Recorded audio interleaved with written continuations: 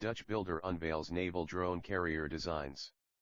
Netherlands-based the Damen Shipyards Group has unveiled 2 new naval ship designs capable of launching and recovering unmanned aerial vehicles, UAVs, as well as manned helicopters and boats. The vessels designated by Damen as multi-purpose support ships, MPSS, were designed with the cooperation of the Portuguese Navy, which will be the launch customer of the new series. The ships will be available in 7,000 ton and 9,000 ton variants. Both will feature military-class electrical, communications, and navigation equipment, though commercial off-the-shelf technology will also be installed.